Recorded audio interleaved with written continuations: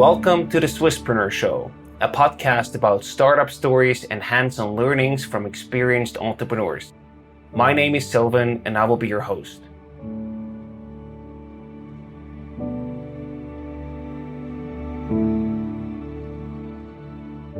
Today we're back with Manuel Grenacher for the second episode with him. We talk about growth and scale, something that I feel still a lot of Swiss companies, especially startups, don't get quite right. We'll talk about how you can actually successfully execute the growth and scale of your company and when it's actually the right timing to do so. We will talk about KPIs that you should focus on in terms of growth, and also about the drawbacks on a personal and company level that come with growth and the additional challenges that you face when you actually grow a company to a bigger level.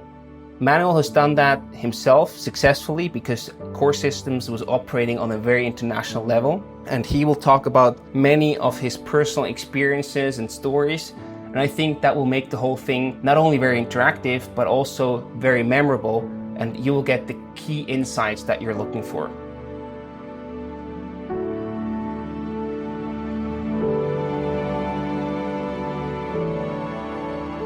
Before we get started with the episode, I would like to introduce you to SBB Startup. If you think that your company is a good fit for the Swiss Railways, get in touch with them or learn more about their startup programs at sbbstartup.com. Manuel, welcome back to Swisspreneur. It's great to have you here for the second episode.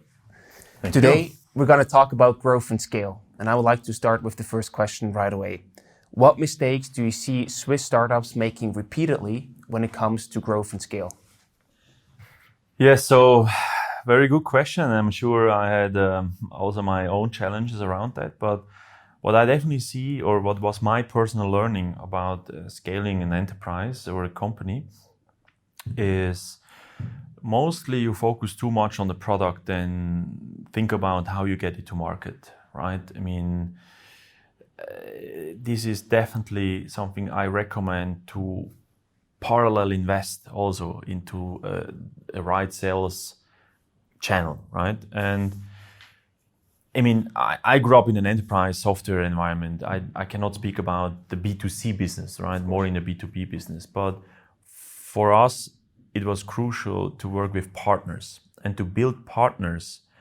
That is a big effort. And I see at least with the startups, I know that they don't not spend enough time in parallel when they build the software to also build a partner or a channel. Doesn't matter how, it can be through partner or resellers or referral programs, but to build them up, that takes years because also these partners need to build trust to you and so on and so on. And mainly they are too late. And then you have a great product, but you have nobody that sell it. And then you fail in a way that you not make enough revenue or you not make it over the border, right? That is one thing I see. The second thing I see is, I don't know if we are sometime too have it too nice here in Switzerland, but I believe you can only become successful. And again, I speak about software business here. In a way, you go very early outside of Switzerland. I mean, with early, I mean, in the first year, you need to have your first deals outside of Switzerland. I mean, in countries, maybe not think about Germany because they also speak German. Think about UK, maybe not now, but whole Netherlands. We had a success in Netherlands. Our first success was the Benelux countries because they also had a little bit these same challenges like we. They have different language to manage and so on. So we had a very strong focus on the Benelux countries first. And we were very early also in Asia and USA. And again, when you combine this with partners and go into these countries, and again, what I mean with go into these countries, as a founder or CEO, you have to go in these countries. You have to live there for a while. Maybe don't need to be years, but maybe a few months, 6 months, 12 months, maybe with your family, and really build the business there, right? Be present, because otherwise, as a founder, if you just fly in and out for a few business meetings, I don't believe that you build the trust to those partners. They want to see you more and they want to see you in the events, they want to see you present. And I remember very well, my journey was, I mean, Europe, you were able to fly in and out from Switzerland, but I lived in Shanghai a while, then USA a while, a year maybe. But that helped to be present and build this first trust. And my learning was, it take you at least a year that you make the first real deals in these countries then. Okay. And I think all that usually people underestimate and focus on building a great software, a great tool, but nobody know about it, or nobody is interested in the end, or nobody is maybe wrong, but not enough people that you have a scale that investors will give you the money for the next rounds, right? So you get very quickly money for an idea. You get your first 5-10 millions, right? Sorry, this is maybe overdue. You get your first 5 million. But then the next 10 million rounds, 20-50 million rounds, it's all about scale, right? It's not about the product anymore, it's about scale. And that time frame is hard. And again, this was also my learning. If you're not fast then in scaling, and you are in between a 10 million round and another 20 million tranche round or so, and it takes you a year more, you get out of money. And then investors will downrate the valuation, and then if they downrate the valuation, then you not can onboard more money, and then it's getting very critical. So that's why very early try to build a scalable ecosystem, I would say. And I highly recommend, especially out of Switzerland, not try to go direct in the first way. Go through partners. Direct sales, tough. I would not recommend.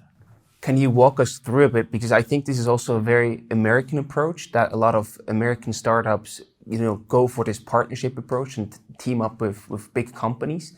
How did you find the right partners? What makes the right partner? Then how do you actually also collaborate with them, except for being and living in the same country for about 1 year? So important to win partners is that you build them in your vision. Okay, so partners are usually, so I need to difference between customers, can also act as a partner, and reseller or added value reseller, what we used for implementation of our software and resale of our software. And the important thing on these resale partners that scale your business, they are mainly small. They are not big companies. They are maybe in the same size than you are. So you speak with the CEO directly. And our partners, we had smaller partners. Today we deal with Accenture and these kind of partners. But back then we had partners that were much smaller. So like 100 people companies or so. And so you talk directly to the leadership, to the management of these partners. And there is important that you as a founder or co-founder, that you buy them into your vision. Because for them it's important that they can scale with you, right? This is the important thing. So you need to spend a lot of time that they see in you something that makes sense for them to invest. Because a partner needs to invest. You need to build a sales team, you need to build a pre-sales team, maybe educate consultants, and they need to do it upfront because they also make money later on. They need to win the first project with you and so on. So that means they do an investment. So they act like small investors. That's why you need to tell them a clear vision, how you want to be successful in this country, why your software will give them a lot of cash, right? And then they start to invest. But the cool thing is when you make that through partners, you have all these small partners, they're investing for you in the end. Of course, you give them nice margin to get the money back, but that scales, right? And you don't have to do the investment yourself. No, then you will invest into partner managers and sellers that help those partners to scale, right? And then back then we had about, I would say 20 partners to were able to get to our first 10 million revenue. And more than 50% was through partners. And again, our margin was high.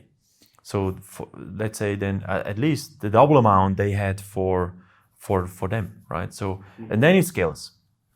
And that's why start very early with such a model that scales up. And again, this is now the example for B2B enterprise, right? And anyway, this is my other learning is when I look around where we are in Switzerland, I highly recommend to start a B2B business, because a B2C business is maybe even more tough. In Switzerland especially. In Switzerland, yeah. Because the Swiss market is just too tiny for a B2C business. And if the case, then I would recommend to very early partner, again, with a big brand like a Swisscom, or doesn't matter, like a large brand that already has millions of Swiss people in their customer base, and go through that. But direct, I think it's very hard to get a payback of the investment you have to do to tell everyone, this is my product, right? Yes. I would like to go back to the vision that you mentioned with the partners, the distribution partners that you set up. Once they buy in on your vision, what happens then? How do you really make sure that they sell the right product at the right price and it actually also works? Because I can imagine that needs a lot of attention and management from your team as well to sort of transfer the know-how to them. Right, absolutely. You do a lot joint deal in the beginning, right? So you help them make the first deal, and enablement is key, right? So training and so on. We started very early with our Coresystems training and certification. So we certified consultants to work with our product, and only when they had the certification they got margin. If they not had the certification, they not got commission. That's so simple. Yeah. So that is how we managed. That's also very smart, because that's something that you control, right? Right. With the certification. Exactly. So there was a real online training also with, you needed to 45 minutes, you needed to answer questions around our software. So it was like a standardized program, 3-day workshop, and then you had this education, and then you go through the test, and then when you fulfilled the test, and by the way, that was also one crazy moment in my life. I needed to do the test once too, right? And everyone was watching, and I made it, but it was very tough, I must say. I mean, the question, even I as a founder, sometimes I say, wow, I also need to think now, what is the answer? But I was also like very, but I needed to do, because otherwise the employee would not believe me that I know my product. Anyway, the test is strong, but then you can redo it. But with that, we managed it in a way that, and by the way, the partner also paid for this workshop, right? So they took it serious, because otherwise they don't take it serious. They need, not a lot, but you need to charge a little bit for the workshop and for the certification. And what's a good amount there to ask for? I would say per attendee, maybe 500 euro or so. Okay. You know, not, but if they bring 5, it's an amount, right? Sure. And I don't know exactly, honestly, but it's not in the X thousands. Yeah.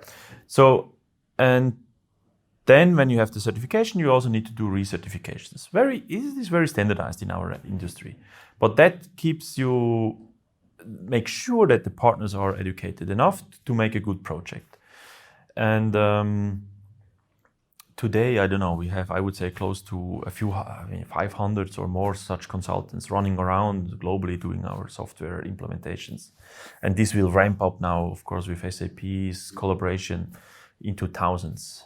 We just certified more than 400 consultants over the last month. Wow. So then you get this fast scaling, right? And 1 billion is in sight. Still very on our target of on the mirror in the morning, I see it, the 1 billion revenue sign. So this keeps me motivated.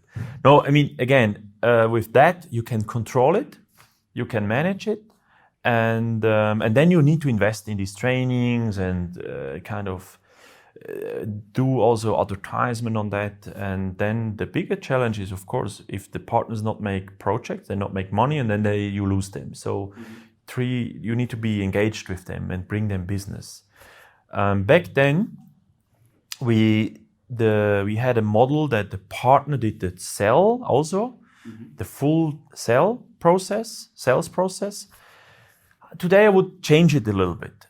We had no control about the sell process, the sales itself, and that was a little bit tough, because discounting, and so that was all out of our control. And then in the end, you also needed to give more revenue share from our side. So if I could restart, I would try that the sales process is in our hand, complete, but you engage the partner, and the partner is doing more the delivery of the project, and based on the delivery, you make the margin.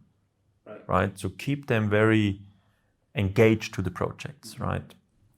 So this is what I would incentives. This I would change today when I can restart again, because otherwise the partner makes the sell, and when he is in trouble, they point only to you. You need to fix it.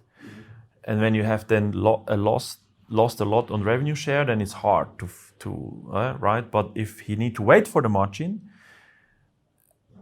and the margin is kind of paid on milestones, then you are sure that the partner gives everything to make the customer happy, right? So this is the only change I would do when I can restart again. Meaning you control the sales process. Does that also mean that they should be logging everything in your sales CRM system, for example? Exactly. And you know the milestones, you know the satisfaction of the customer, you know the adoption rate of the customers. Because usually our learning was, and we had, in the first projects, in the first 10, 20 projects, you knew it, but we had close to at least 500 customers and hundreds of customers, let's say. And then you don't know the status of all the different implementations. Right. And usually when they pop up on your side, it's too late, right? And either the customer is very unsatisfied, the partner is already lost, and then you need to fix it. You need to renovate it. And renovation is very expensive. So if you would track it more on the go, then you can act earlier, or you can do some stuff much earlier, right? This is a learning I definitely would do different. Mm-hmm. Sales and also the implementation are very location-based services. How do you deal with not location-based services like marketing or also customer service, for example? Is that something that you still took care of, or is that also something that you did together with your partners in the areas that you work with? So we focused on marketing mainly on the story, on the branding, in a way that we tell the story. And we also wanted to be very, even we had a very niche product.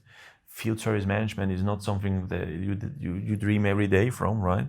But what we really did is try to make a story very persona driven, because in our software, in our customer side, you have different personas. Of course you have the technician that you first think in field service management is the technician in the field, but you also have the coordinators, the dispatchers, you have the managers, you have the CEO, and we started to build the different stories for these different personas with one underlying message. With this, we make these core moments happen and to deliver through a perfect service moments.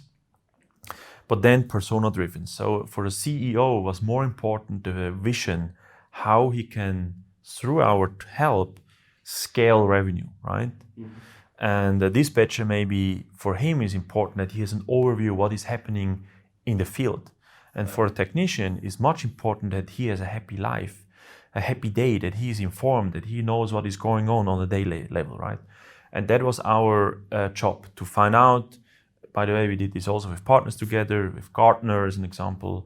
We have a great marketing team, and then make that available for our partners, that they can, depends with who they discuss, like with a CEO, they can use that material. Mm-hmm. So we spend a lot there, also with videos and so on and so on. So we did more the material for our partners, right?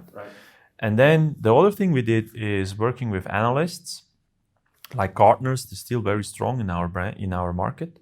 That usually customers go to this analyst and say, okay, which vendor we should go? We have a field service management problem. With which vendor? And then they give you a list, like go to SAP, Coresystems, right? We needed to make sure that we are on this list, that we are recommended by these analysts. Yes. And because that was another recommendation, these Gartner quadrants reports as an example, they are still very valid. And then usually through this channel, people landed on our website, and then we needed to make sure that were able to recognize the lead very quickly and hand that through a partner to make a deal out of it. So this was what we did on the marketing side. So it was more like, funneling the leads, informing the leads in the right in the right personas, and then bring it very fast to a partner to make a deal out of it. That was our job. And that again also strengthens the partner relationship, I can imagine. Exactly. And then make sure that the partner sends a good sales guy out there to close the deal. Yeah. I mean, this is B2B sales in a way, right? What KPIs did you focus on when you were actually growing the company? Like, I can imagine revenue is a very Sure, important... revenue and costs, the standard P&L view. But what was important for us is we call it ACV, annualized recurring revenue. Okay, so that means how much is coming in recurring. Because if you not make, and then what is the churn rate against that? So that is all about. So how can you ramp the annual recurring revenue, what is coming in, not automatically, but based on the service, and that you keep the churn rate very low. Because otherwise you kill the business, right? If your churn rate is over 10%, then you not make it. And so keep that the yearly churn, less than 10, and then make sure you grow at least 30% year over year, and then you have a good model, right? Absolutely. And again, I know that I'm honest. We had already challenged to keep these KPIs I just mentioned now, and I know in US companies make even a 50% growth and plus. We know that. I mean, this is crazy, but out of Europe, I think have a 30% year-over-year growth with a less than 10% churn are good KPIs to go. Absolutely. All above is great, but with poor recurring revenue, then I guess you can really build a cool enterprise business. I would also like to talk about the challenges when growing and scaling a company. Mm-hmm. With fast growth, you usually also increase your overhead expenses, and at a certain point, you were at this stage where you didn't know how to pay the salaries the next week, basically. Yes. Yeah. How did you solve this big and also very dangerous situation for the company? I guess the biggest problem of a CEO or a founder is this, exactly you mentioned it before, you have the responsibility to grow, right, month to month, but that keeps you very busy as an entrepreneur. And you are also in critical deals involved, and you need, from meeting to meeting and so on. And on the other side, again, I would say that is a 100% job. Another 100% job is get the next funding round done. And badly in Switzerland, or at least I not found funds. You can make a long term and then just bring 10 millions and 10 millions and 10 millions from round to round. Usually you need to bring this money together through different people or different smaller funds. And again, the first 1-2 million is easy, but if it becomes a 10 million round, you speak in 1 million or 2 million tickets. That is not easy anymore, because if you need 10 of them, it's massive. And if you're a little bit slow in sales, what can happen will happen anyway. Your business plan is usually not the reality. Then these time frames getting much shorter. Maybe you think like, wow, in 6 months I need another 10 million, but then you realize I need it already in 3 months. And then maybe the day is coming, you even realize, because and that was the scenario in our case, I can also disclose that a large company is not paying or is not ordering on time because of some product issue you also know you cannot fix in 2 days.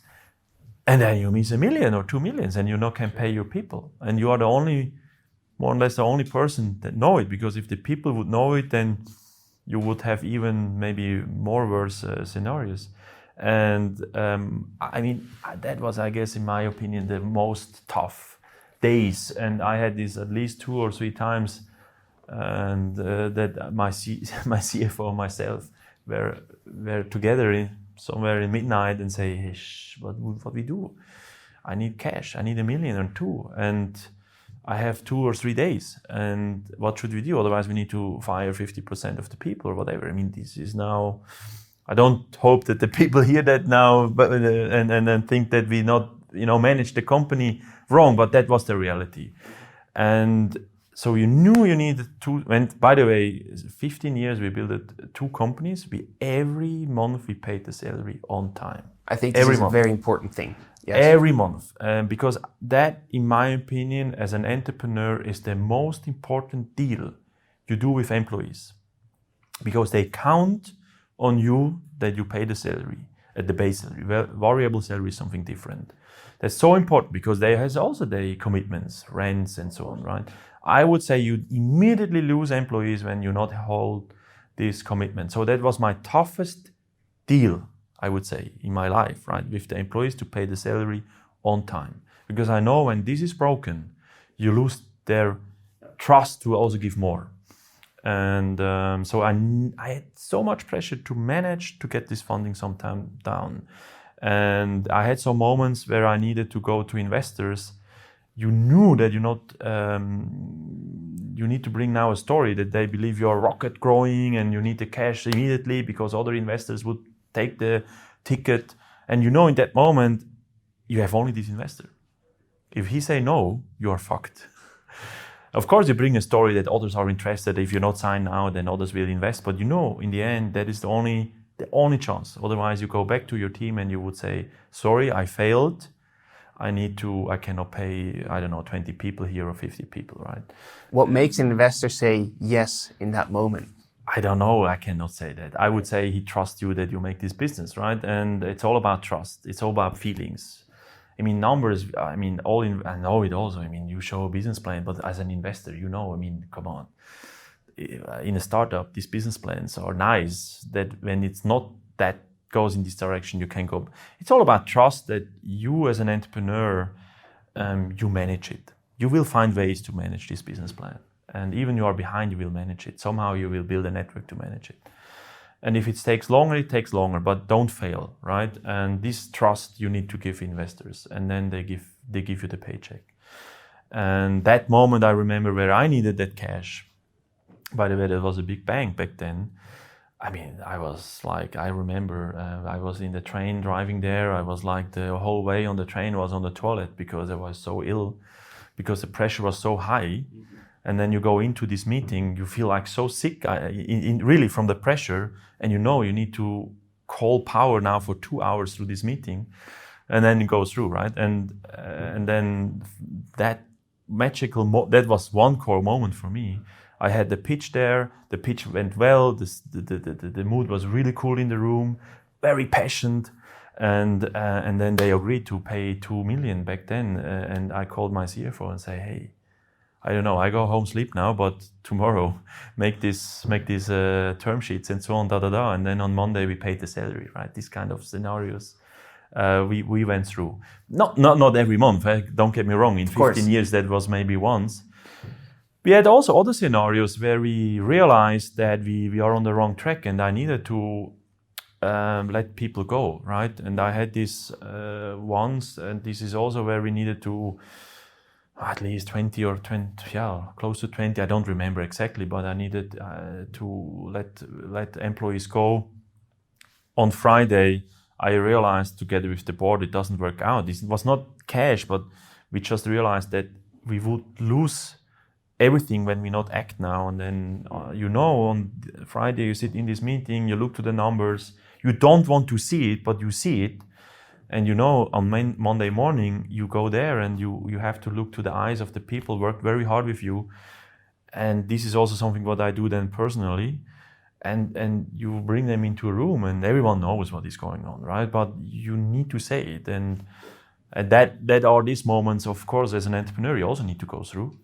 But then everyone around you that help you to make that, this kind of preparation, the letters, they fall down, right? And you need to also to keep them. Hey, come on, we make it.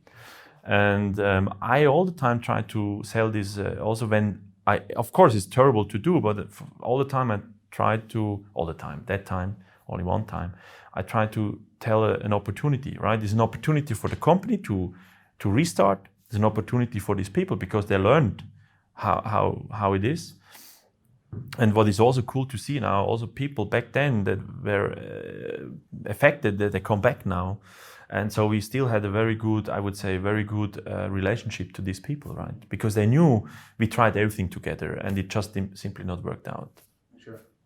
And I think that's why, back to what I mentioned before, make sure you keep the promise to the employees and pay the salary or whatever you agreed on where they need to trust you. And if you not achieve, better you be honest and let them go than make this kind of limbo phase where you are not honest to the people. Then they're gonna and say promise like, yeah, but next month you get your salary, and then you not get, and so because then it's broken. Yeah. The enterprise will die because you lose as a founder or entrepreneur. I guess you lose your face. We had also scenarios where we were not able to pay the bonus, right? And once I also needed to ask the people to give me more time to pay the bonus, right? But also then I had a very great corpsman, one of my employee. He had an idea to keep this kind of as a loan. He said, "Look, I don't need it now. I don't need it in the next 6 months. As long you work hard and you pay some time, I'm happy." And then we had I got a mass mail. I would say more than 50% of my employee over that weekend send me an email. "Hey, by the way, for me too, I don't need the money the next 3 months or 6 months. As long as I get it, I see it like a loan. It's okay." You know, this is then cool when the employees, because they're not counted on that. I mean, a few maybe, but a few not. And this is very cool. And I guess this you build if you keep the promise to the employees. I think this is also a very culture-based thing. It is, yes. So what role does culture play when growing and scaling a company from your experience? And back to your original question, scale has a lot to do with employees, has a lot to do with, you know, it's not magic that it works from just a few math. Right. It's all about the people, right? And that's why keep people very engaged. Culture and trust, integrity, this kind of stuff is also part of scale, right? In our business, I mean, we are not have a website like a commerce store. In our business, trust is key, and I think that starts with the relationship to the employees. And has this changed in any way since you started out with your first vision where you hired the first employees to when you actually started to scale the company? Was there any difference, or was it sort of the same focus that you paid on the culture, but just with more employees, basically? I mean, the culture, what changed on the culture side is you need to learn to use tools to keep the culture. Okay. Because when you start with your 10 employees, you can sit together drink a beer on Friday evening and you build a culture by that. But as soon you grow international, you don't see the people, even you don't know the people. You need to learn to build a culture through tools. What I mentioned in the last episode, in the last session, what I used Slack as an example, to be very close to the people. We built these kind of core values where the people really understood the motto, core moments, and everything around. I call that tools. That the people are building the culture together with guidelines. Because you have no chance anymore to sit together with everyone and have party everywhere and drink beer and eat pizzas. You know, it's not possible. So we need to do it through tools. And this is very critical. This is very important. But this is the change. In the start, we did it more on a verbal, sit together. But if you grow and get international, you cannot fly in all the people. Right. So you need to do it through tools.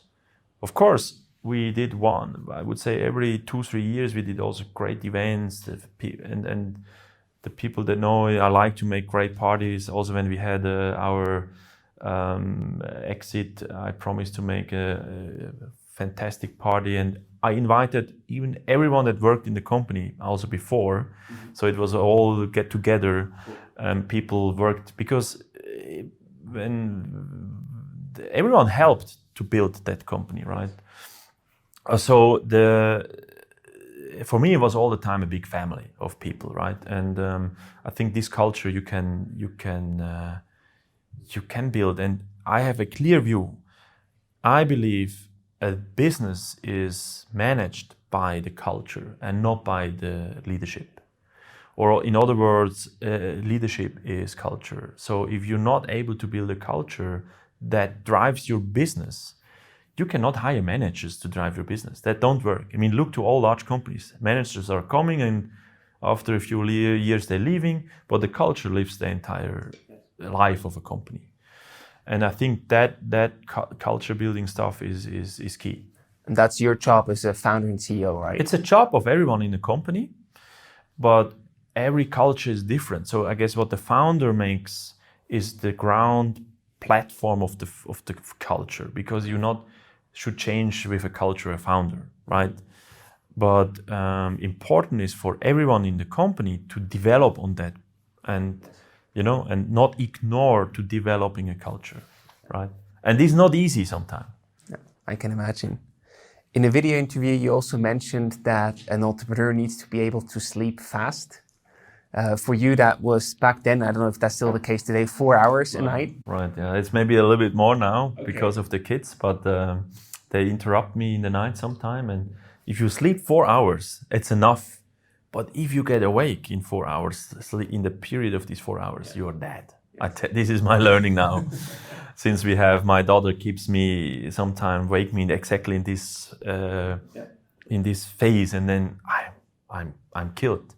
But if I can sleep and this is what I say with learning means, I think as an entrepreneur, this is my view. I mean, maybe not fits to the new work-life balance, what everyone tells here. But I believe as an entrepreneur, you have to work twice more than others, because you need this time to be ahead, right? I mean, working hard and working a lot gives you at least a chance to be ahead of others.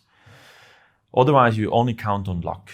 And work hard is still one way to be successful. And this is you pay for it, of course. You pay maybe with your health and with your family and with other. But it is, I'm strongly a believer on that. And so I worked, 100 hours on 7 days, full steam. And that's why I needed to learn to sleep fast, that you are ready in 4 hours for your next show or gig, right? And this is something you practice, right? I mean, with that, it means practice. It sounds crazy, but you need to be able to go to bed with all your head of problems and switch it off, right? With with the same brain, right? And it's not easy. I needed. That was my biggest trouble. And someone helped me, by the way, with that, with a practice like I would say it's not a meditation. What's meditation in English? Meditation. Sorry, but just to keep your focus away and fall in sleep very fast, because otherwise you have a night that on the next day you feel like, wow, I'm dead, and then I don't know, but then this is also danger that I don't know what you take then, right, to keep awake. But I think fall in sleep fast, sleep 4 or 5 hours through, then you feel energized. And you need to practice that. It's my view, honestly. I think this is also a cool takeaway, because the bigger your company gets, probably also the bigger the problems that you have to face get. Sure. So you need to also find some hacks how to deal with that. You need to find hacks to switch up your brain when you come home, right? And because I had this before, that's why I say it publicly. In the beginning, I didn't manage that. And through nights of nights, I was awake. And that kills you. I mean, sometime is over. And then you are fuzzy and you can manage it. You cannot decide, and you get crazy, right? And then I started to practice how I sleep. And I think this, honestly, sleep is the best drug you can have. Absolutely. Right? And 4 hours is enough. And if the quality is right. If the quality is right, yeah. Or you can also make a 15-minute nap during the day. This is also fine. I mean, not worked with me, but I know some people do that. And sometimes it's also enough. Or in the airplane, like this kind of stuff. But be careful that you not go in the wrong direction. Yeah. And with kids, it's getting a little bit more tough, honestly, because you cannot say them, look now 4 hours or 5 hours, I don't want to hear you. It's getting harder, I must agree. I mean, I think feel it now already that this practice is getting harder, not to sleep, to get to sleep, but to to wake up with the same energy than maybe with 25, of course. Sure. But work hard. Absolutely. I mean, work hard means really work, I don't know, sometimes 80 hours. I should not make an ad for that, but you get more done. You simply get more done, especially in the beginning, right? But don't ask your people to do that, so that is clear.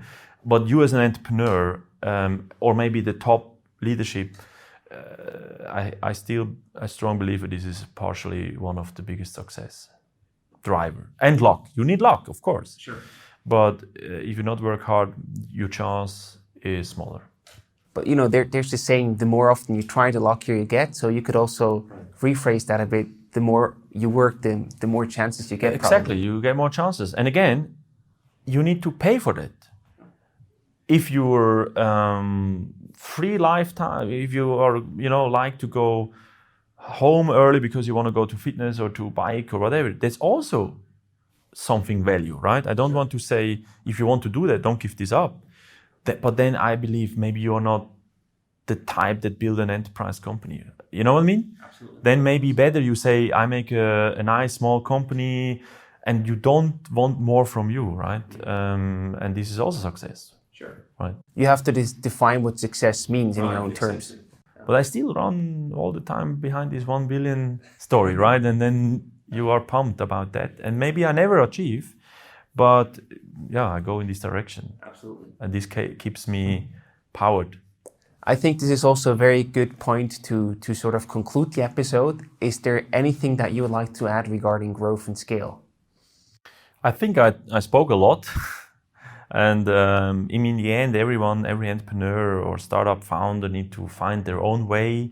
Again, as I mentioned, don't try to copy something, right? Trust yourself, trust your team, and empower your team that they make decisions. And again, you need luck. That's clear. Not everything works perfect. But I think try to build a lot around trust the people, trust yourself, and not copy something one-to-one, right? Maybe learn and implement it, but I think then you make it. And otherwise you maybe, as we discussed in the first episode, maybe then try it again, or you're not an entrepreneur. It's also not bad, right? Sure. At least you tried. Yeah. Absolutely. That's all. No, thank you very much. Thank you very much. It's been a pleasure to have you here on the show. And thank you so much for your great insights and stories that you shared with us today. Thank you that you do that. It's very important, I guess, for our ecosystem. And I loved it to do it. And hopefully see you or some that listening soon somewhere in Switzerland. Thank you so much, Manuel. All the best. Thank you.